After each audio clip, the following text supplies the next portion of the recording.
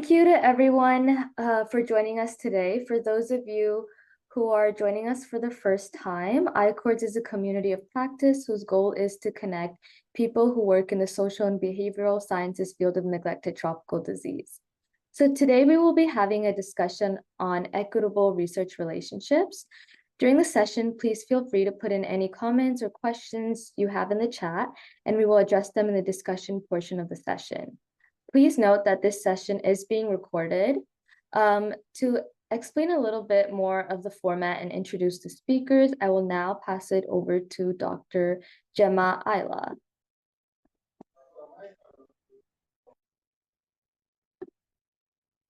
Hey, thank you very much. My name is Gem, and I am an anthropologist, which means I focus on trying to understand the way that people think and feel and do by trying to do it with them as far as possible.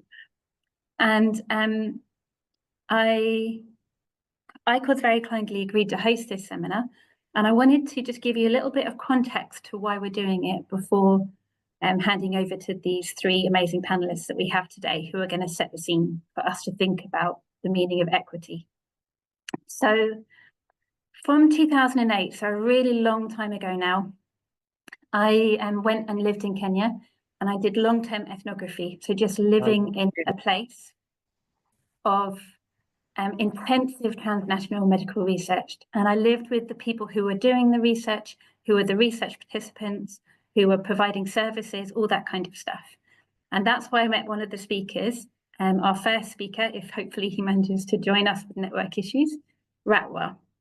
And then now, like 18 years later, I guess, no, that can't be right, a long time later, I'm doing the same kind of thing, but the mysterious places of global policy making on neglected tropical diseases. Basa, can you turn the next slide for me? And I wanted to tell you this. So then, a long time ago, there wasn't very much talk about the meanings and the need for equity in research relationships, but multiple different people were trying to do it in different ways, and it was troubling them, and they were thinking about it. Research participants, researchers, the whole lot. Now, it feels like there's lots of checklists on what is needed, and equity is the zeitgeist or the buzzword of the day. But having observed for quite a long time now, the same root issues are still not so much talked about in depth. And so I wanted to bring together, Basa, can you do my next slide, please?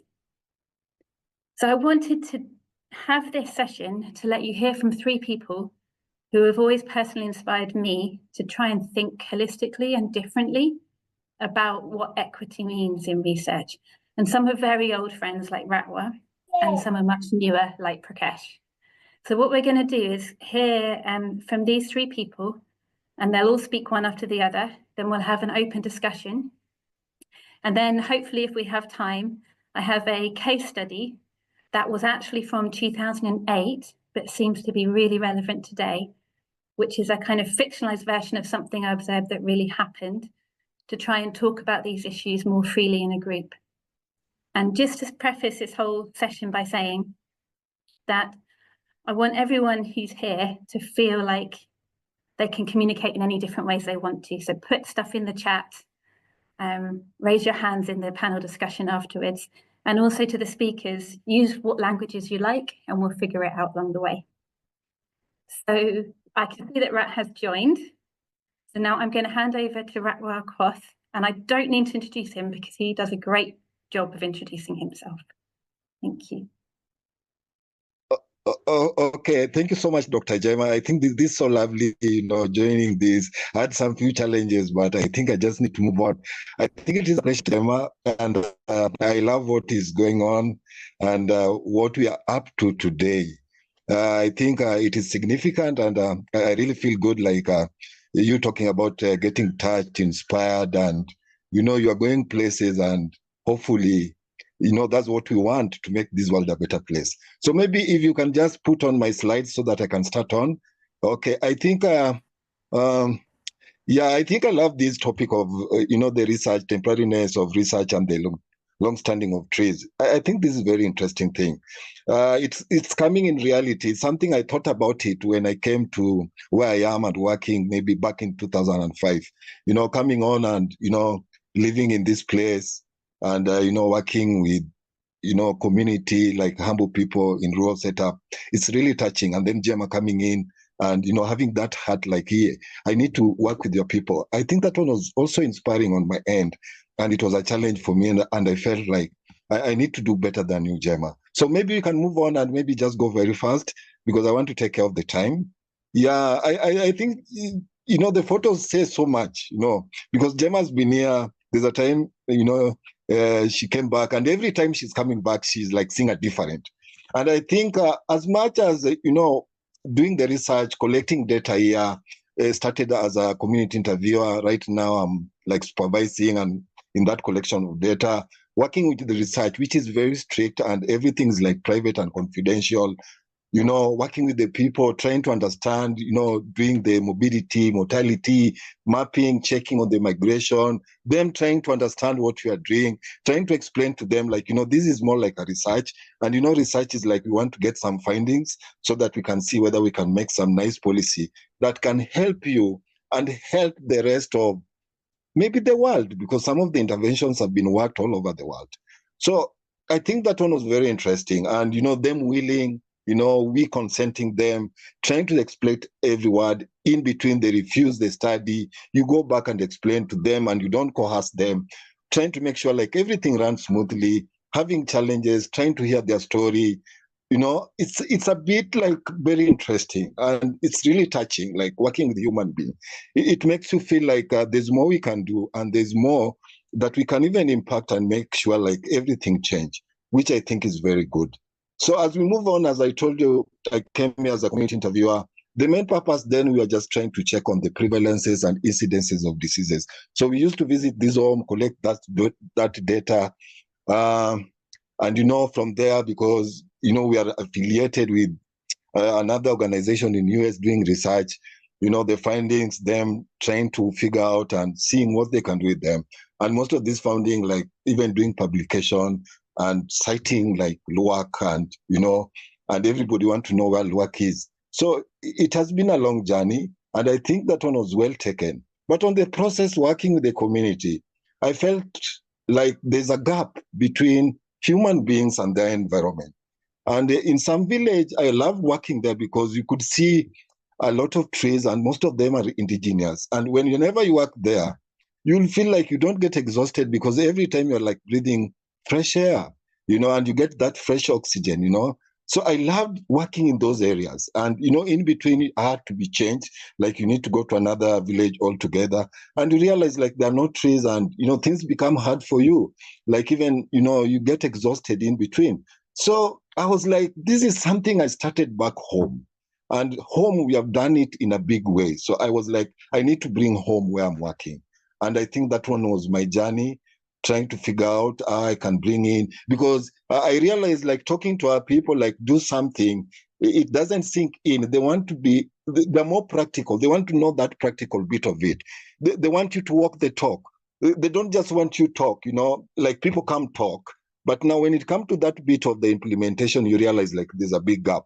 So I was like, I need to walk a talk on this. And by doing so, maybe I need to get some savings and work it out and buy a piece of land and maybe showcase exactly what I've been trying to explain to them. And even some of my colleagues we are working with, I was trying to bring them in that this is something possible. We can do it and we can make a change. And most of the people use timber on this end and charcoal. So that butchering is like getting wide and wide as the population increase. So I'm really worried, but I'm really trying through friends like even Jem and the rest to make sure like we can come back. Because one thing again, I've realized like our people don't have enough information about some issues that impact their life. So if they can get a right person who can come in and explain to them, like, if you do away with this, we are going to have a gap in this. And ultimately, this is going also to affect you. So we need to bring this in. And I don't know whether, I've been thinking whether it can be done in school, but, the system of education here is controlled. So, so the tree thing is like I planted those trees and right now I'm the only person who's having the forest around, but I'm happy. Some of the people are picking it up and they're asking me, how did you do it? And I'm like, you just need to spare a small piece of land and this can work out. So as I explained in my presentation, I think the rural community around Victoria are more just a research site. It becomes a place of reciprocal learning, the people teaching about the resilience, about how you live sustainably, how they work in harmony with the nature to grow their crops, which I also love, because some people know like there's some types of trees you plant in your land, then seemingly they're going to snatch every nutrients for your crop.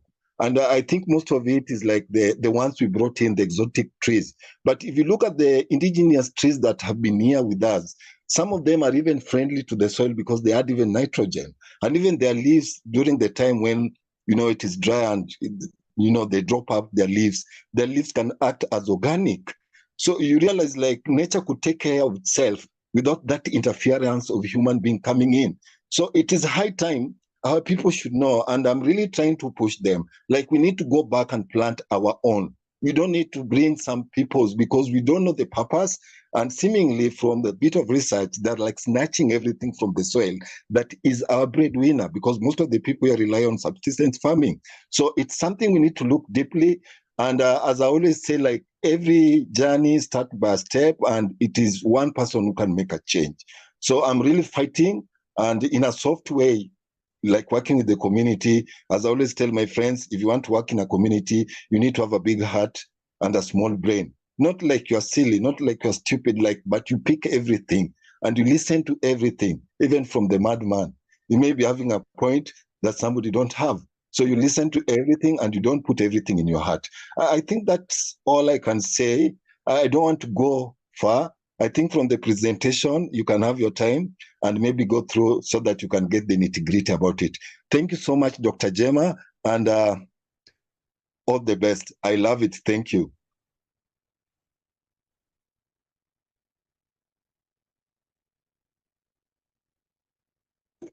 Thank you so much for sharing your thoughts. And I don't know if you want to turn your camera around and show people where you are. Oh, so I'm in office right now. So let me try and, this technology, Gemma. So where do I, here I am. I am in office.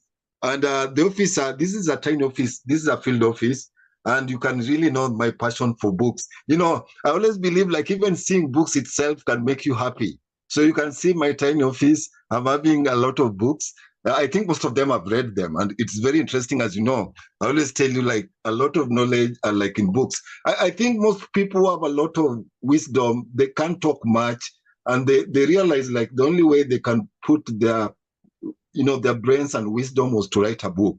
So it's something I'm also pushing. As I told you back in Aellah, we have a small community library. I'm trying to bring in the surroundings so that they can come and read.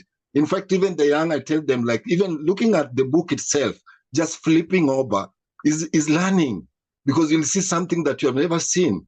So I think this is so nice. Yeah, thank you so much, Gemma. So this is the tiny office. I wish I could go out to see some trees I've tagged, but because of time, maybe we can do it next time. Even in our field office, I decided like to adopt a lot of trees here so that they don't nobody interfere with them. Thank you.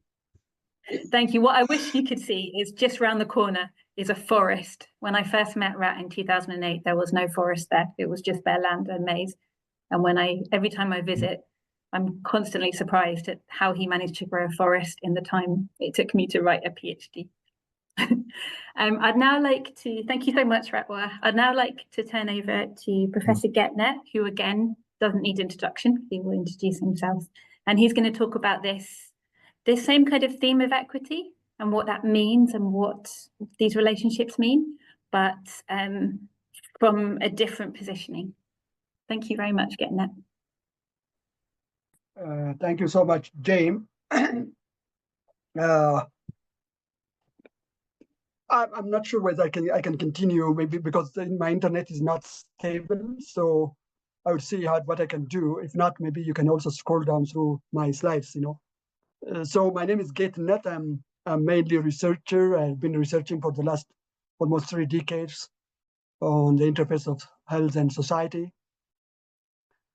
What I'm talking about is, out of many years of relationship with many colleagues from Norway, from UK, from Netherlands, from US, and when you think of collaboration, there are so many layers. There are funders, like NIHR, NIH, or Research Council of Norway, WOTRO in Netherlands.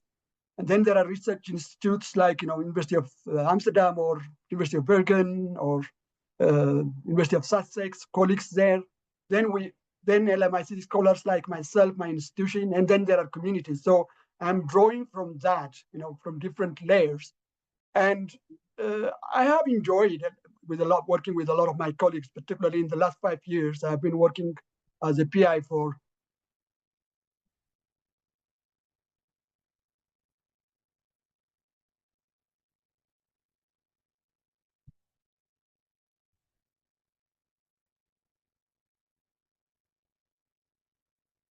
Hiya.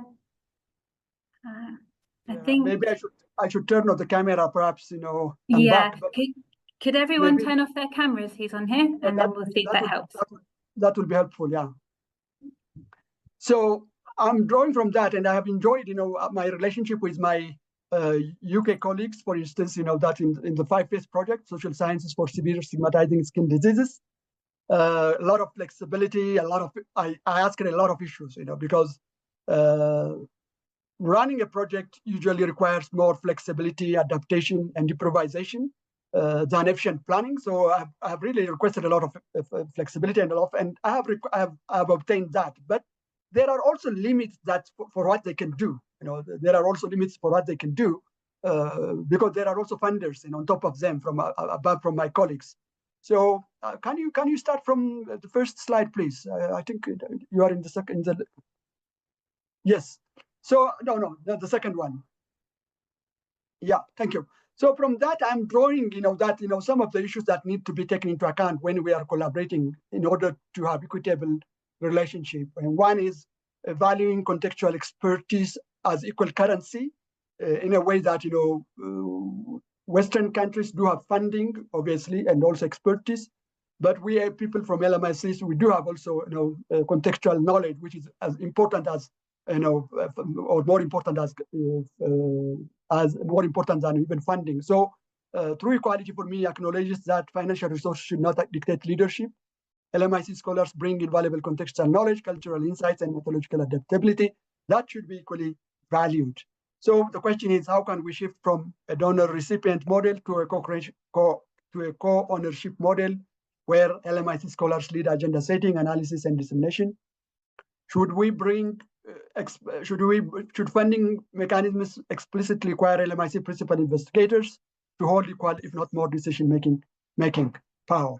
Next slide, please. Then another one is, in terms of what I talked about briefly, flexibility of managing the grants. Once we have acquired, there are a lot of bureaucratic restrictions, rigid budgets, reporting demands, often which are not in line with the ground reality in LMICs. And I always feel that equity means trusting LMIC partners to reallocate resources, adjust timelines, and respond to community needs autonomously. And some of organizations like NIHR and MRC, they have started that kind of, they are experimenting that. So the question is, what structural barriers prevent funders from adopting flexible models? How can we advocate for change? Next slide, please. Another issue is epistemic power, epistemic justice, in the value of indigenous knowledge or different ways of being and knowing, in NMICs, we do have, traditional healing practices, knowledge about causes and effects, or even solutions about different diseases. Those, indigenous knowledge are often not forgotten or often ignored. And research often extracts data while ignoring local epistemologies, perpetuating colonial hierarchies that undermine valid knowledge. So my argument is that partnerships must prioritize indigenous knowledge from the start, designing studies collaboratively with community elders and other community stakeholders. The question again here is, what can be done to meaningfully integrate diverse worldviews into our research frameworks? How can journals, institutions, funders, universities better recognize non-Western knowledge systems in research evaluation? Next slide, please. This one, I think the next speaker will talk about this, but about community involvement. So what I'm asking here is that beyond tokenistic community engagement, how can we move towards genuine power sharing, meaningful in both research, design, and dissemination, meaningful engagement of the communities? I think I will leave this slide maybe for the next speaker. So the next slide, please go back. Next slide, next. So, no, please one more. Not the last one, but can you take me back, please? Yes. My final thoughts is, it's a shifting paradigm in a way that, equity is not about including simply LMIC voices, in the proposal. Sometimes often that happens even during the last minute, just, to satisfy the donors or to satisfy the funders. It is about dismantling the assumptions that those voices need validation from the global north to matter. So this is a powerful reminder that achieving equity requires a fundamental change. It challenges and ingrained biases that prioritize voices from the global north, devaluing the knowledge and perspectives of LMIC researchers and communities. We need to confront our own assumptions and biases, creating space for LMIC voices to lead and shape the research agenda. When the voices of the global south are able to be heard and stand alone, only then will true equity be achieved. I'm not sure how, because it was interrupted, I'm not sure how long I took, but I should stop here and maybe I can return back maybe during the discussion. Sorry for the interruption and inconvenience. Thank you. Thank you so much, Getnet. And as you can see, hopefully you can see on the slide, Getnet's another person whose office is filled with books, I believe. I'd now like to introduce our final speaker, Prakash. Thank you, Prakash. And Prakash is going to be talking about these kinds of things from a different perspective yet again, as somebody who's recently started doing their own research and is coming with a different background to this and starting from a fresh perspective, I suppose, compared to the other two who've been doing research for a very long time. And Prakash, if you would like James or Suresh to translate at any point, you just organize that and I'll post in the chat in Hindi some of the things that you're saying. Thank you so much. I will speak in English. Okay, great. Okay. Good afternoon, everyone. Thank you for this opportunity. My name is Prakash Angaj. First slide is my life of journey, actually. My native place is Maharashtra. I was diagnosed with leprosy at the age of 8. After the 3 months, I developed a type 2 reaction and was prescribed steroid, specifically tablet prednisolone. Before my diagnosis, I was loved and crushed by my family, friends, and relatives. However, after the confirmation of my condition, I faced neglect and isolated due to the stigma associated with leprosy. At times, this rejection made me feel hopeless, but a doctor at the primary health center referred me to TLM Richardson Leprosy Hospital in Miraj. This was the first time I was away from my mother. My education to the Leprosy Mission Trust India, which played a crucial role in shaping my formative years. Coming from a poor family and battling leprosy, I was fortunate to study at TLMTI's school in Kotara until senior secondary, and also I have completed my MB child course at TLM Kotara. Later, through TLMTI's Catch Them Young project, I completed my higher secondary education and earned a degree in commerce.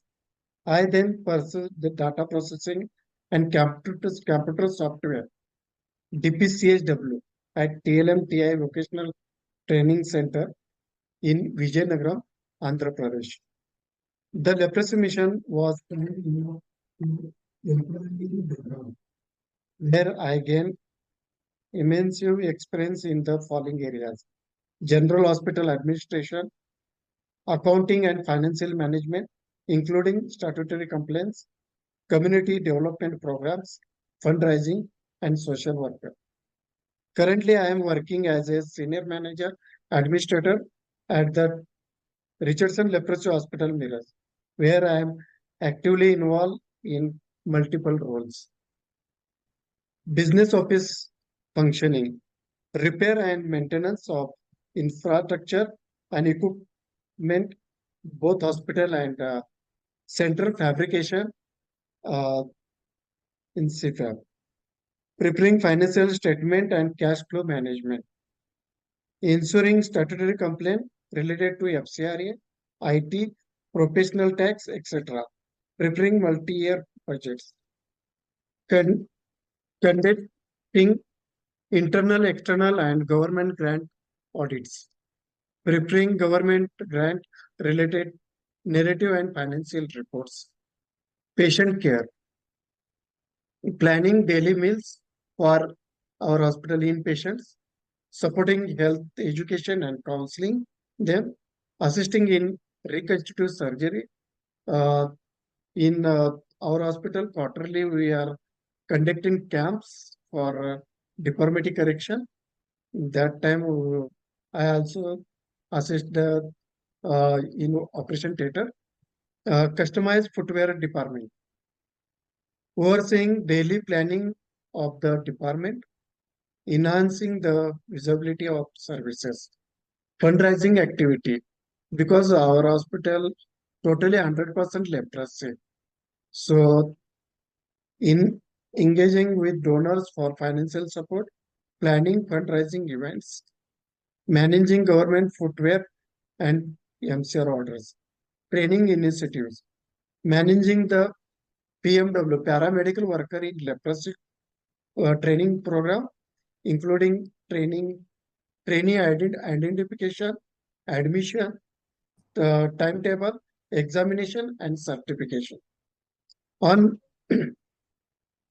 I am proud to share that I have completed my post-graduation in social worker, and also I successfully completed MBA in finance.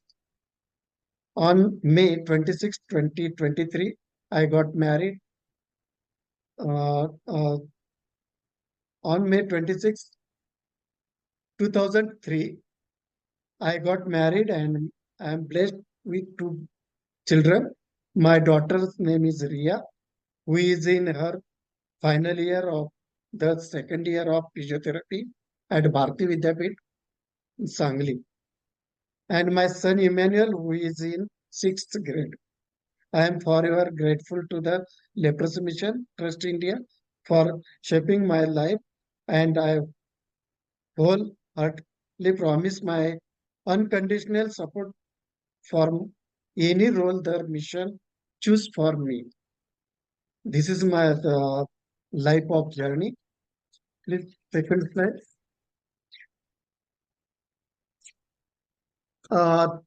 Actually, when we were traveling to Goa, everyone had many questions in their minds. What is inclusive research? What is my role in the workshop? Why was I selected?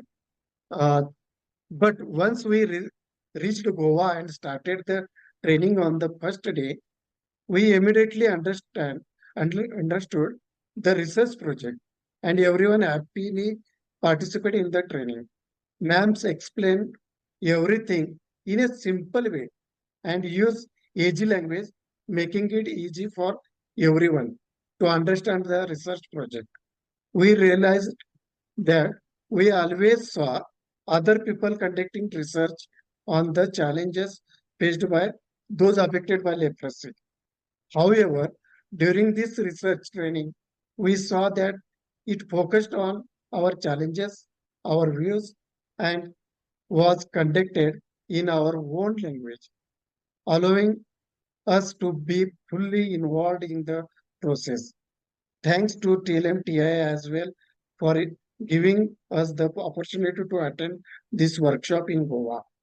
Our project is focusing about inclusive research by leprosy, affected by leprosy, with the concept on nothing about us without us. And next, why I want to take part. This is very important because the real participants or people who has had live experience of leprosy and also their input are primary and for self-experience. Just like we are participants, all are self-affected, and everybody have self-experience. So second is that this can make research about people affected with leprosy better because they can contribute better in compared to third person. They have experience of the challenges faced by people affected by leprosy at all the level. The types and kind of stigma and discrimination are different, but still stigma exists in society. Will you join hands? Next, last. Will you join hands with us to promote full and effective participants of people affected by leprosy? Actually, we are self and others also come together and participants. So easily stigma and discrimination will go away. So full and effective participants of people affected by leprosy, it is very important.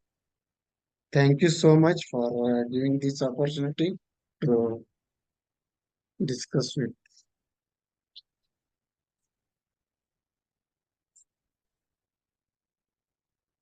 Thank you so much, Prakash.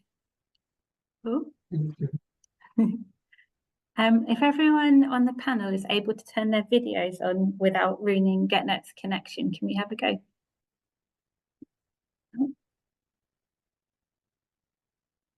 Right. So what I would like to suggest now is that we turn over to the group for any questions to any of the panelists on any of the feelings or issues about equity that their talks have inspired. And you can either, I think, raise your hand or put them in the chat.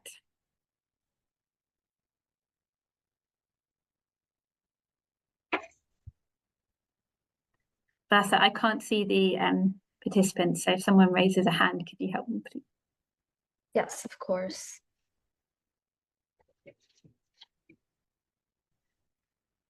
Okay, Alison. Oh, I could see that. Hopefully you can hear me. I'm on a computer with no camera, so my apologies. Can you hear me okay, Gemma? Yeah. Great. Yeah, I just wanted to ask, I think it was Professor Getnet who I loved this triangle with data sharing at the top and the community, by taking part of advisory boards, and then at the bottom, capacity building. I think that's a brilliant slide. And I just wanted to ask him and perhaps the whole panel that we are hearing some shift away from the language of capacity building. And just wondering if there are other terms, like I've heard capacity strengthening, and I wanted to just get some thoughts around that from your perspectives in thinking about equitable research and recognizing, the need for bidirectional learning, et cetera. But do we want to also advocate for a shift in that language away from capacity building? So just a question perhaps first to Professor Getnet and maybe others on the panel. I'm not sure, Gemma, I'll leave that up to you, but thank you.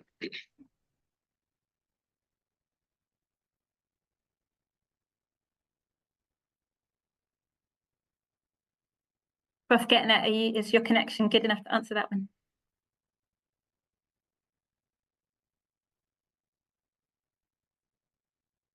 Hello? Yeah.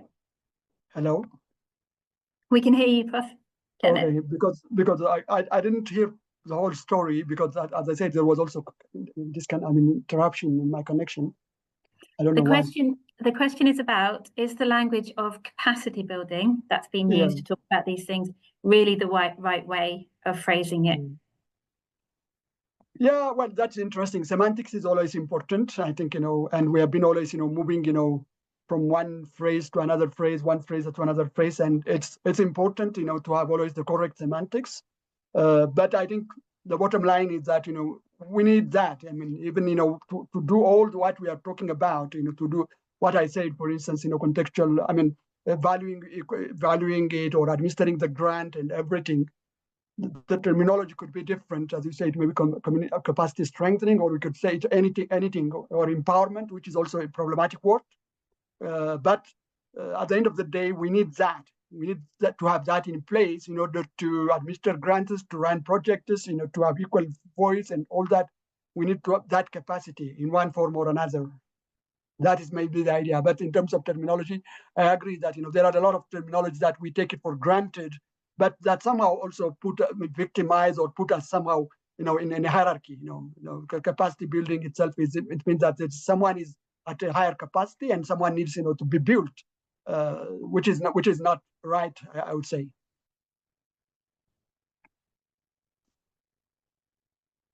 Thank you very much, Rat. Do you have anything to add to that question? Like, as a person who keeps benefiting from capacity, do you feel your capacity needs to be built, or do you feel that's the wrong way of looking at it? I think I will agree partly with, not partly, fully with Professor Getnet. I think the capacity bit of it is very important, so that, as I told you, like what people need is like, we need to build them, not like take example, like in the research setup, we may be having interest, and that's why we call them like they're subject to our studies. But in one way or another, we really need to have that bit of capacity building, like even to, and that's why I was explaining, like we need to let them know what we are doing, not just like brushing in everything. And that is important, because even Prof talk about it in the slides, like we need to embrace our own before we like decide to be dictated by some other donors who are giving their fund, because they always come with the way they want things to be done. But I think where I work on, I think that has really augured well with some of the scientists. Whenever they come down, they come like, this thing is printed, and now we have to say, like, the people look at it in this way. So if we go with your approach, seemingly we are not going to fully meet what we need to do. So I think we really need to build our people, and I think that is a gap that is missing both in NGO and even in a bit of research. It's only like research is a bit like rigid, and there's a lot of things in between the ethical part of it. But if I look at it in a bigger way, like some other NGOs, they come in and they put a lot, but there's not that impact, because I think the capacity building was missing in between. People need to own some of these things that they're doing, or even the ideas of some people. We need to embrace the ideas, and we really need to go their way, not going with our script. So I think that's something that needs to be looked at. Thank you, and back to you. Thank you. And I'll turn to Prakash to see if that's something you wanted to add to. Prakash, I feel like this question is really about whose capacity needs to be built.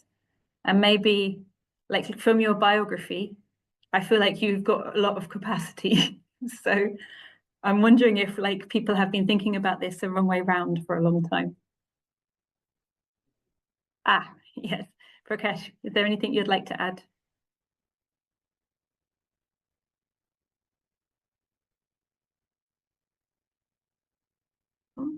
Prakash,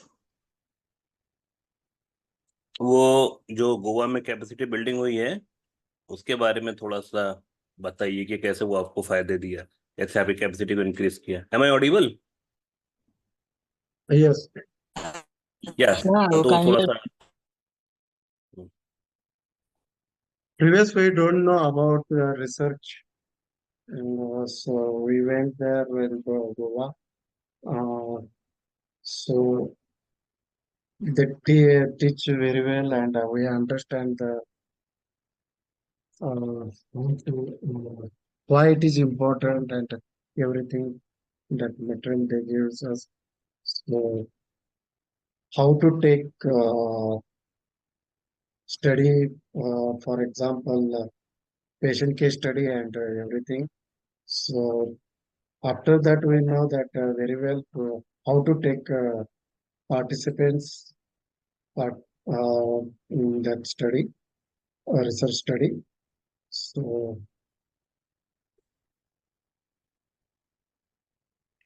Thank you. Oh, I can see is that.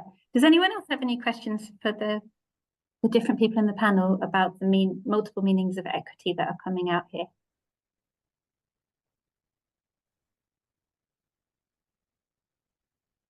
Oh, can't see. If anyone wants to just turn off their microphone and raise their question aloud, that would be fine.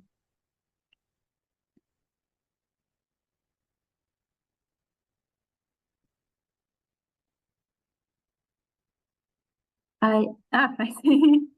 I see Suresh is applauding. Suresh, do you have any questions for anyone? Yeah.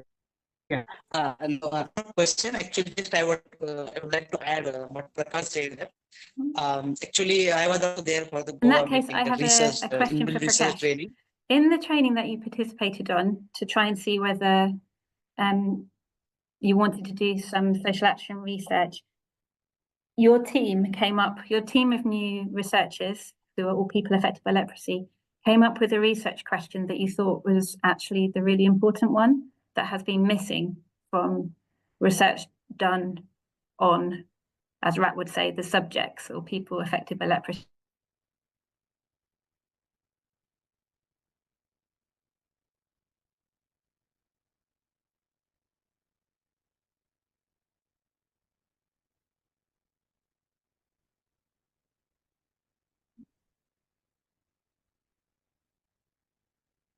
James or Suresh, could you help me? Yeah, I'm not sure. Can you just repeat the question, Gemma? We just missed in between. Sorry. Sorry, I think it's network.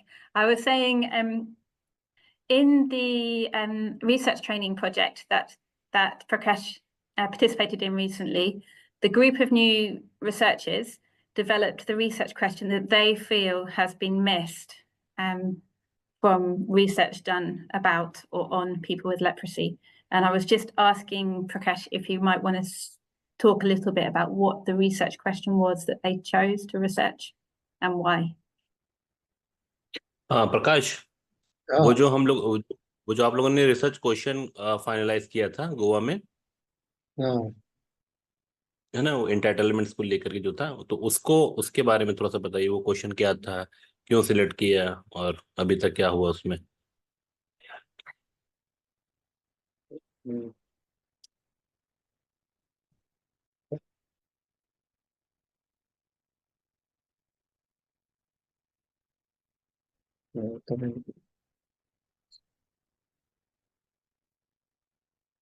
आने के बाद में इसमें नहीं ज्यादा ही किया ना research के इसमें। Hello James sir. हाँ हाँ हाँ। वो बाकी काम की वजह से वो नहीं किया कुछ ना। नहीं, ये जो क्वेश्चन था हमारा, याद है?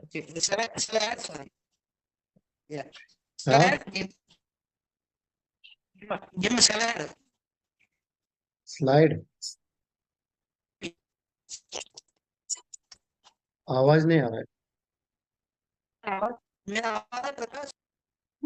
नहीं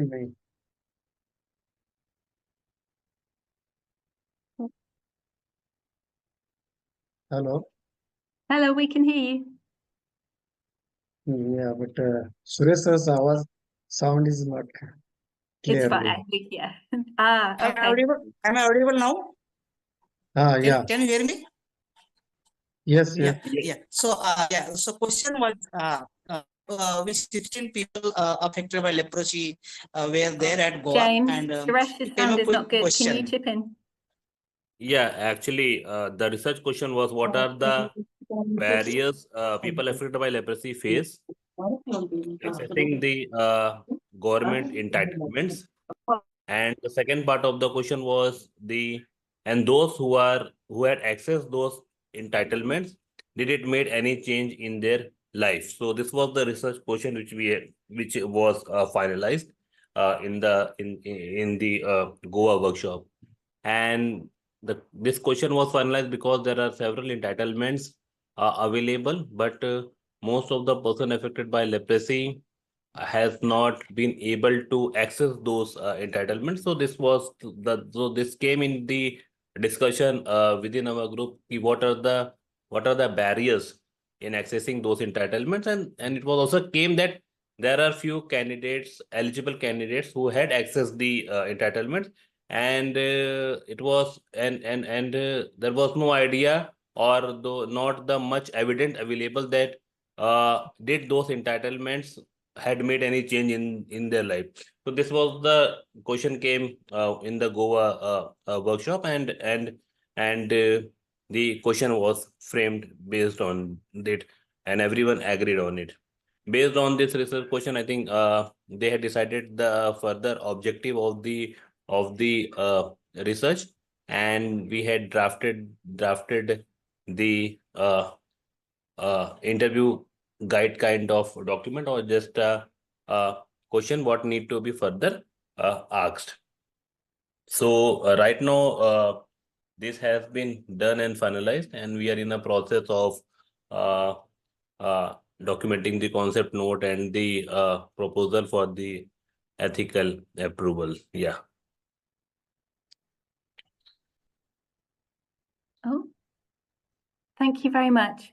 I think what I find really interesting about this, and maybe I'll pose this to Prof. Getnet, is that this is what it looks like when a group of people decide what research they would like done.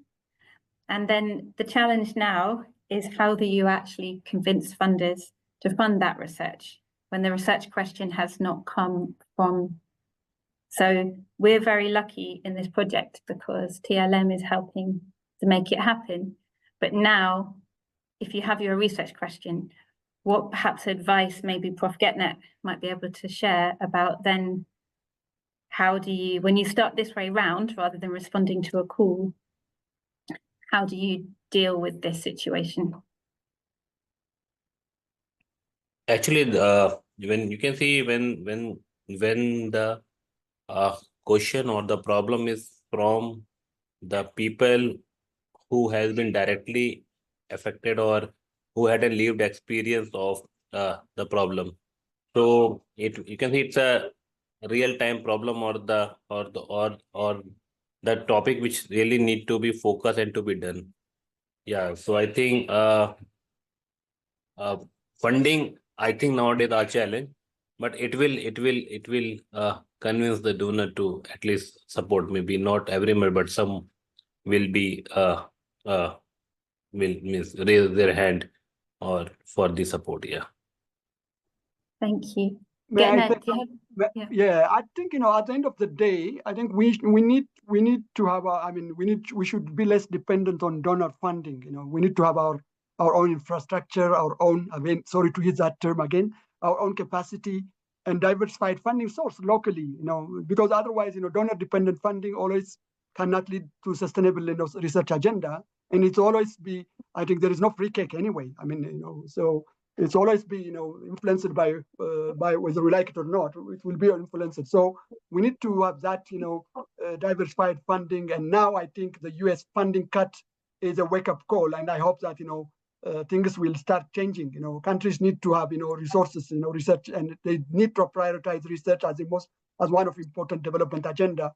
And I think we need to have our own source of funding, and in addition to what we have been saying, all this capacity building, empowerment. And to generate research questions from our own, but that's at the end of the day depends on the money, So who has that power, that stick, or whatever, carrot or stick, whatever you call it, So I think that's the important thing we should remember. Thank you very much. And I can see that while we've been talking, Rat has left the compound, I think. And Rat, would you like to show us Yeah, Gemma, I've been going around, so I thought you have been seeing all those photos, like even the trees are tagged, and I think I love what Prof has talked about. Like, we need to get our own source for doing research. Like, depending on the donor, like now you saw what happened. And, some of these researchers, as I said, some of them, they make a lot of impact on our end as much as somebody's putting his money. So it's something, and maybe I can narrow it down to maybe the governance. And when you talk about the governance, now we bring in politics. And when we bring in politics, we are talking about politicians. And as you can know, the trend, they're not so keen about what happens to us. They're very keen about their own. So I think I've been crossing my fingers, like in future, what we need to do, like maybe us being in Africa, one thing we need just to love our way of doing things. And we need to have leaders who see things like in a bigger way, not like acquiring wealth or maybe like taking care of their interest.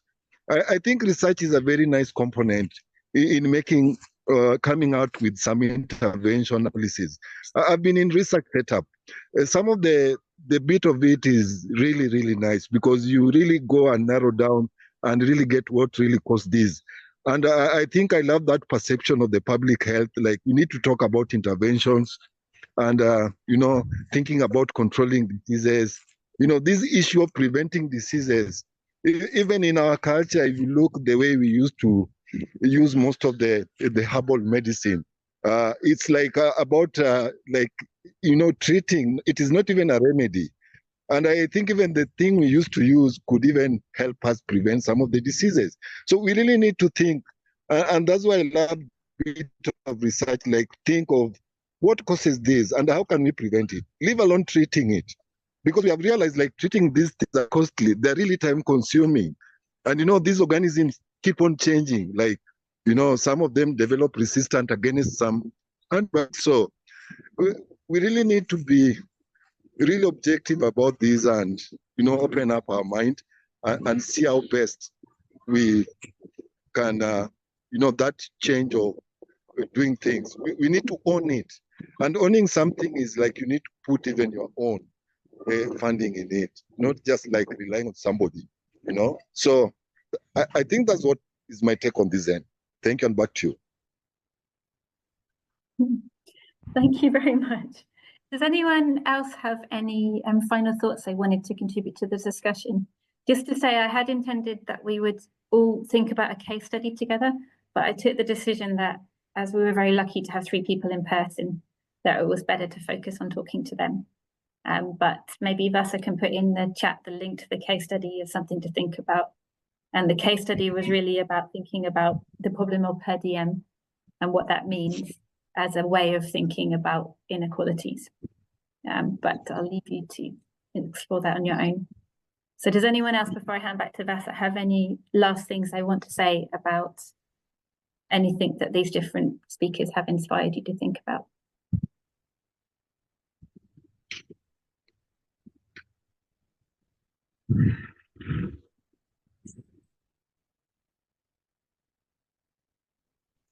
Okay, in that case, No, actually, go for it. Yeah, this is not about the research, but I really like this platform. Actually, it's quite open, and we can share our work and learn from each other. Though it's my first interaction, so I can't say much about. But as in future, I will get a chance to be a part of the more discussion. So I think it's going to help us to build our capacity of presentation, as well as as a researchers too. And thank you, Gemma, for inviting and making us a part for this discussion and platform. Thank you. Thank you. That's a very good, James, that's a very good point to hand over back to Vasa, actually, to say a little bit more about this platform and the next event that's running. Thank you. Yes, so I think I explained a little bit about it before, and in the interest of time, I think it'd be best if anyone just reached out to me if they have any questions about iCourse. I'll also put the link in the chat to sign up as a member. So if you're not a member, please join us. And thank you to Gemma for organizing and moderating this session. Special thank you to Professor Getnet Tadele, Ratwar Okoth, and Prakash Angaj from the Inclusive Research team. Please take a moment to take the Zoom poll before you leave, and please join us for the next webinar in May. So if you have not joined as a member of iCourts, once again, please click the link in the chat and fill out the form.